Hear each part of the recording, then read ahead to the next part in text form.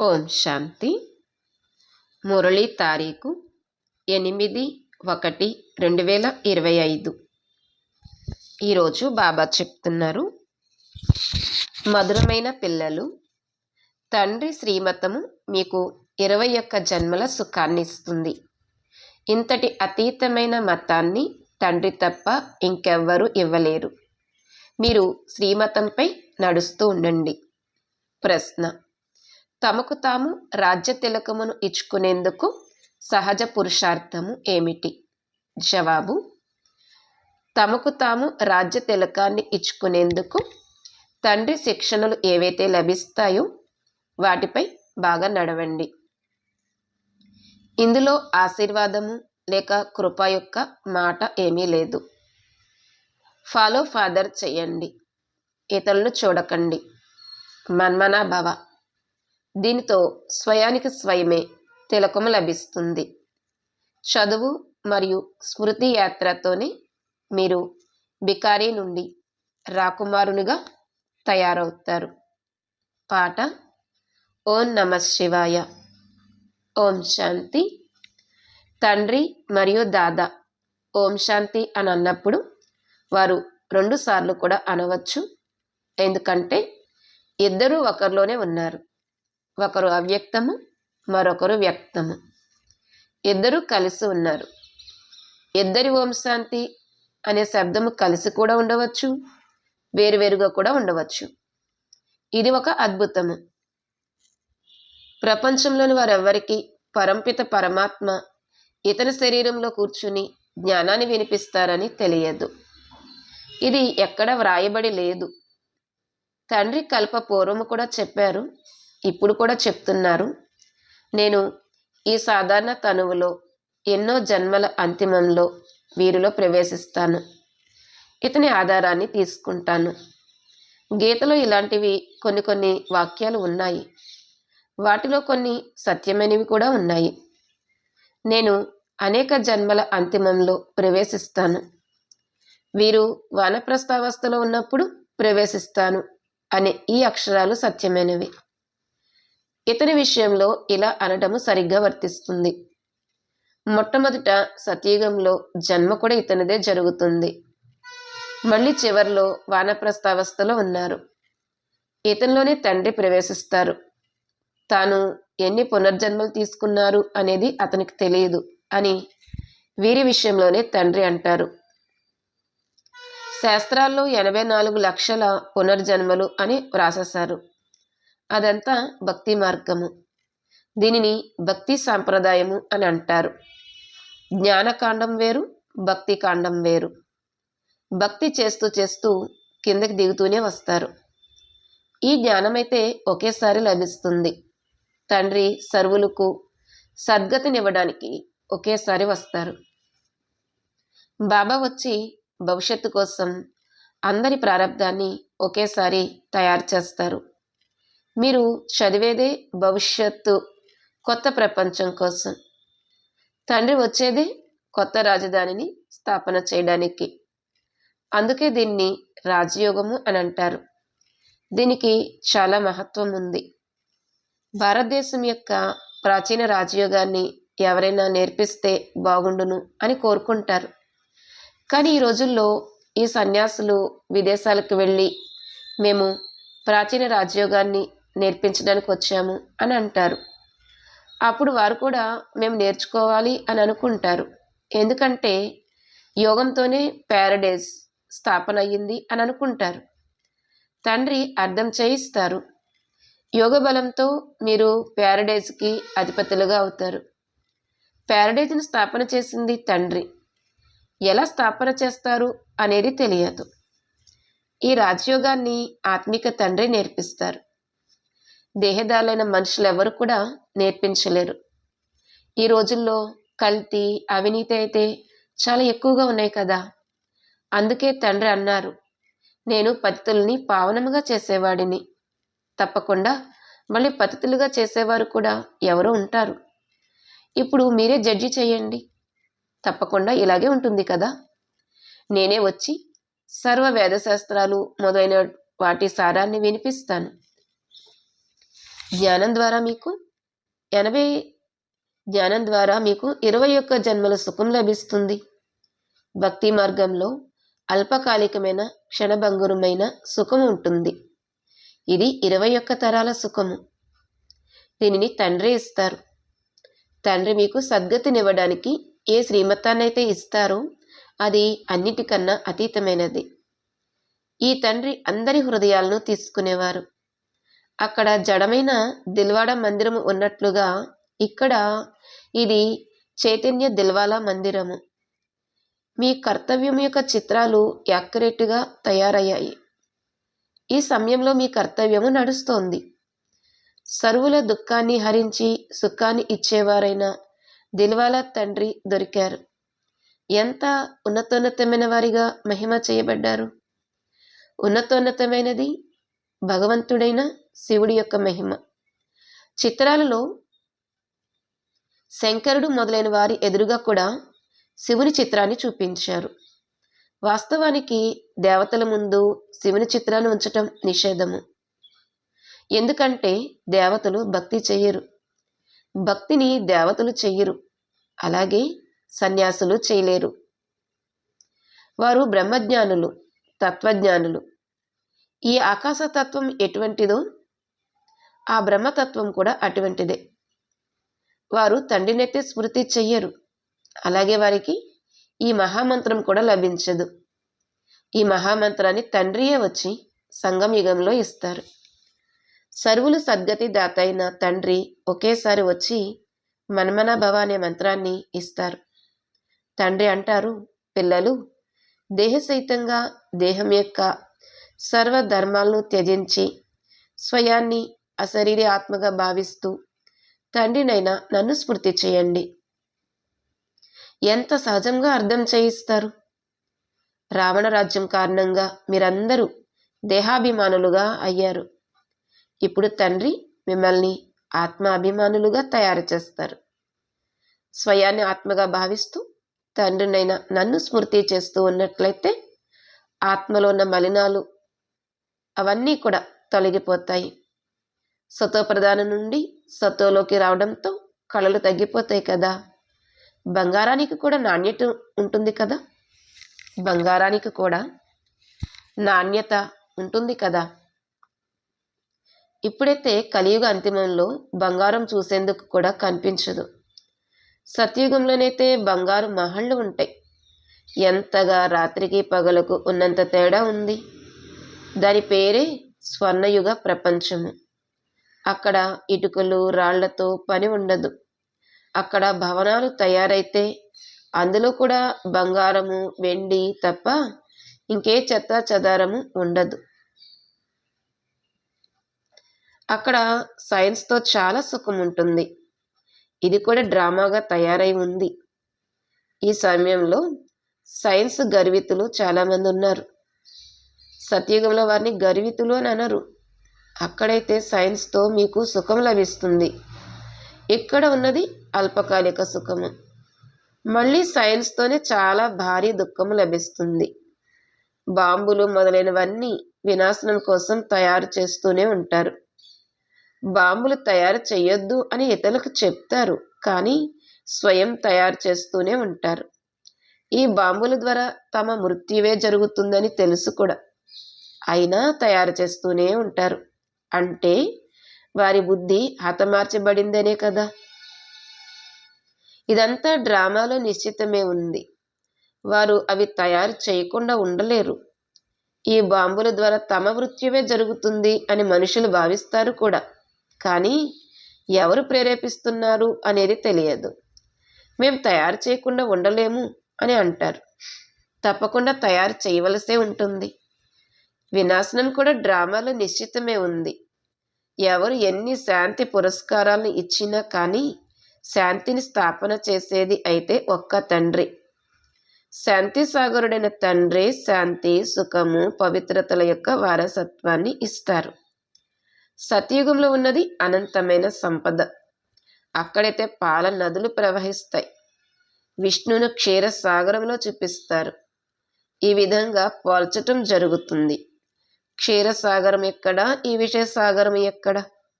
భక్తి మార్గంలో ఒక కొలను ఉంటుంది. భక్తి మార్గంలో ఒక కొలను వంటిది తయారు చేసి అందులో రాయి పైన విష్ణువుని పడుకోబెడతారు. భక్తిలో ఎంత ఖర్చు చేస్తారు? సమయాన్ని, ధనాన్ని ఎంతగా వృధా చేస్తారు? దేవీల మూర్తులను ఎంత ఖర్చు పెట్టి తయారు చేస్తారు, మళ్ళీ సముద్రంలో ముంచేస్తారు. అంటే ధనము వృధా అయినట్లే కదా. ఇది బొమ్మల పూజ. ఎవరి కర్తవ్యము గురించి ఎవరికీ తెలియదు. ఇప్పుడు మీరు ఎవరి మందిరంలోకి వెళ్ళినా మీకు ప్రతి ఒక్కరి కర్తవ్యము గురించి తెలుసు. పిల్లలు ఎక్కడికి వెళ్ళకూడదని అవరోధం ఏమీ లేదు. ఇంతకు ముందైతే ఏమీ తెలియకుండా వెళ్ళేవారు. ఇప్పుడు వివేకవంతులుగా వెళ్తారు. మాకు వీరి 84 జన్మల గురించి తెలుసు అని మీరు అంటారు. భారతవాసులకైతే శ్రీకృష్ణుడి జన్మల గురించి కూడా తెలియదు. మీ బుద్ధిలో ఈ జ్ఞానం అంతా ఉంది. జ్ఞానం సంపాదనకు ఆధారము. వేదశాస్త్రాలు మొదలైన వాటిలో ఎటువంటి లక్ష్యము, ఉద్దేశ్యము లేదు. స్కూల్లో ఎల్లప్పుడూ లక్ష్యము, ఉద్దేశము ఉంటుంది. ఈ చదువుతో మీరు ఎంత షావుకారుగా అవుతారు? జ్ఞానము ద్వారా సద్గతి లభిస్తుంది. ఈ జ్ఞానము ద్వారా మీరు ధనవంతులుగా అవుతారు. మీరు ఏ మందిరంలోకి వెళ్ళినా అది ఎవరి స్మృతి చిహ్నము అనేది వెంటనే అర్థం చేసుకుంటారు. ఉదాహరణకు దిల్వాడ మందిరం ఉంది. అది జడమైనది, ఇది చైతన్యమైనది. ఇక్కడ వృక్షంలో ఎలా చూపించారో సరిగ్గా అదే విధముగా మందిరము తయారు చేయబడింది. కింద తపస్సులో కూర్చున్నారు, పైన కప్పు పైన స్వర్గమంతా ఉంది. చాలా ఖర్చుతో తయారు చేశారు. ఇక్కడైతే ఏమీ లేదు. భారతదేశం 100% సంపన్నంగా, పావనముగా ఉండేది. ఇప్పుడు 100% దివాలా తీసి పతితముగా ఉంది. ఎందుకంటే ఇక్కడ అందరూ వికారాల ద్వారా జన్మిస్తారు. అక్కడ అశుద్ధి అనే మాటే లేదు. గరుడ పురాణంలో భయంకరమైన విషయాలను మనుషులు కాస్త బాగుపడాలని ఉద్దేశంతో రాశారు. కానీ డ్రామాలో మనుషులు బాగుపడేది లేదు. ఇప్పుడు ఈశ్వరీయ స్థాపన జరుగుతుంది. ఈశ్వరుడే స్వర్గ స్థాపన చేస్తారు. వారిని హెవెన్లీ గాడ్ ఫాదర్ అని అంటారు. తండ్రి అర్థం చేయించారు. అక్కడ సైన్యం ఎవరైతే యుద్ధం చేస్తారో వారంతా రాజు, రాణుల కోసమే చేస్తారు. ఇక్కడ మీరు స్వయం కోసమే మాయపై విజయం పొందుతారు. ఎంత చేస్తే అంత పొందుతారు. మీరు ప్రతి ఒక్కరూ మీ తనువు, మనసు, ధనములను భారతదేశాన్ని స్వర్గంగా తయారు చేయడానికి ఉపయోగించవలసి ఉంటుంది. ఎంత చేస్తే అంత ఉన్నత పదవిని పొందుతారు. ఇక్కడ ఉండేదైతే ఏమీ లేదు. కొందరి ధనము ధూళిలో కలిసిపోతుంది అని ఈ సమయం గురించే గాయనం చేస్తారు. ఇప్పుడు తండ్రి మీకు రాజ్యభాగ్యాన్ని ఇవ్వడానికి వచ్చి ఉన్నారు. ఇప్పుడు తనువు, మనసు, ధనము అన్నింటినీ ఇందులో పెట్టండి అని చెప్తారు. ఇతను అంటే బ్రహ్మ తన సర్వస్వాన్ని అర్పణ చేసేశారు కదా. ఇతడిని మహాదాని అని అంటారు. వినాశీ ధనాన్ని దానం చేస్తారు కదా. అలాగే అవినాశీ ధనాన్ని కూడా దానం చేయవలసి ఉంటుంది. ఎవరు ఎంత దానం చేస్తే అంత. ప్రసిద్ధమైన దాతలు ఎవరైనా ఉంటే వారిని ఫలానా అతను చాలా గొప్ప మహాదాని అని అంటారు. వారి పేరైతే ప్రసిద్ధి అవుతుంది కదా. వారు ఇండైరెక్ట్గా ఈశ్వరార్థము చేస్తారు. రాజ్యమేమీ స్థాపన అవ్వదు. ఇప్పుడైతే రాజ్య స్థాపన జరుగుతుంది. అందుకే పూర్తిగా మహాదానులుగా అవ్వాలి. భక్తి మార్గంలో మేము బలిహారం అయిపోతాము అని పాడతారు కూడా. ఇందులో ఖర్చు ఏమీ లేదు. ప్రభుత్వానికి ఎంత ఖర్చు అవుతుంది? ఇక్కడ మీరు ఏదైతే చేస్తారో అదంతా మీకోసమే. ఇక ఆపై అష్టరత్నాల మాలలోకైనా రండి, లేక 108 మాలలోకైనా రండి, లేక 16,108 మాలలోకైనా రండి. పాస్ విత్ ఆనర్గా అవ్వాలి. కర్మాతీత అవస్థను పొంది ఇక ఏ శిక్ష అనుభవించవలసిన అవసరము లేనంతటి యోగాన్ని సంపాదించుకోండి. మీరందరూ యోధులు. మీ యుద్ధము రావణుడితో ఉంది, మనుషులెవ్వరితోనూ కాదు. పాస్ అవ్వని కారణంగా 2 కళలు తగ్గిపోయాయి. త్రేతాయుగాన్ని 2 కళలు తగ్గిన స్వర్గము అని అంటారు. తండ్రిని పూర్తిగా ఫాలో చేయడానికి పురుషార్థమైతే చేయాలి కదా. ఇందులో మనస్సు బుద్ధితో సమర్పణ అవ్వవలసి ఉంటుంది. బాబా, ఈ సర్వస్వము మీదే అని అంటారు. తండ్రి అంటారు, దీనిని సేవలో పెట్టండి. నేను మీకు ఏ డైరెక్షన్లు అయితే ఇస్తానో ఆ కార్యం చేయండి. యూనివర్సిటీని తెరవండి, సెంటరు తెరవండి, అనేక మంది కళ్యాణం జరుగుతుంది. కేవలం తండ్రిని స్మృతి చెయ్యండి మరియు వారసత్వాన్ని తీసుకోండి అనే ఈ సందేశాన్ని ఇవ్వండి. మెసెంజర్, పైగంబర్ అని పిల్లలైన మిమ్మల్నే అంటారు. అంటే సందేశకులు అని పిల్లలైన మిమ్మల్ని అంటారు. నన్ను స్మృతి చేస్తే మీ వికర్మలు వినాశనం అవుతాయి, మీకు జీవన్ముక్తి లభిస్తుంది అని తండ్రి ఈ బ్రహ్మ ద్వారా చెప్తున్నారని అందరికీ సందేశాన్ని ఇవ్వండి. ఇప్పుడు ఉన్నది జీవన బంధనము, తర్వాత జీవన్ముక్తి ఉంటుంది.